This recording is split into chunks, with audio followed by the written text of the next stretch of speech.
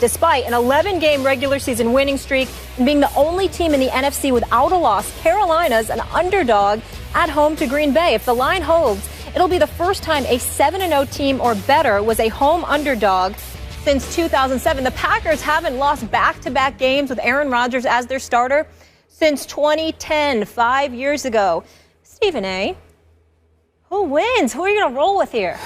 I'm interested in this. Yeah, I can't these wait. are both his guys. Cam or that bad man? Skip Bayless, that bad man. Oh.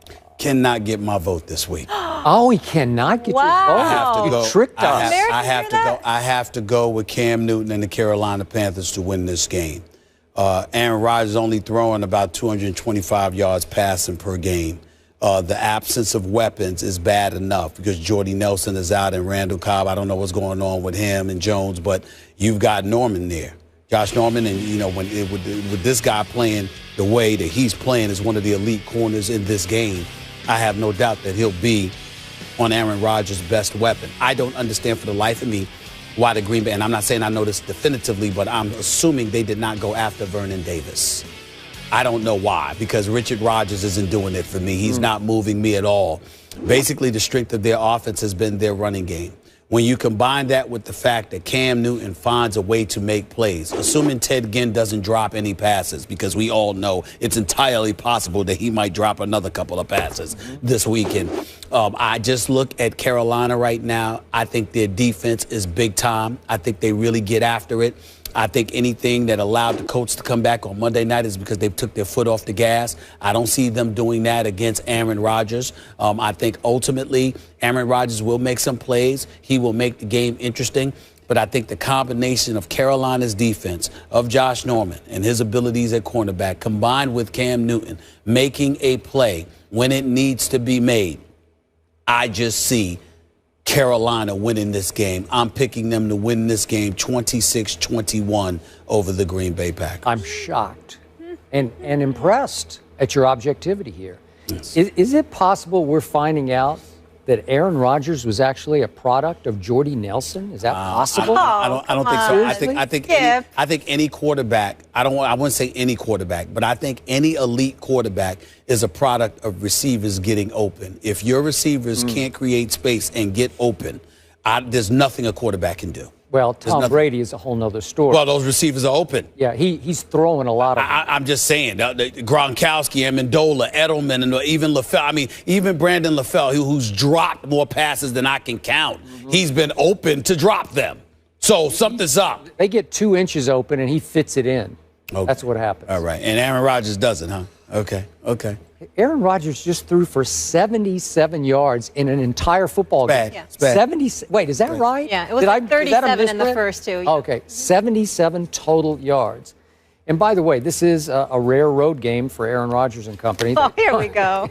Right. Stop it. Well, this is like their You know third road game. You know what, Domali? Skip is right. It does seem like practically every game is at Lambeau Field. All It right, really, but really it's does. not. It's not. Of course, they got 8 road games a year. But it does really seem like practically Thank every you. game is at Lambeau Field. It really does sometimes. So I hate to say it, but my vote for this game is going to Aaron Rodgers.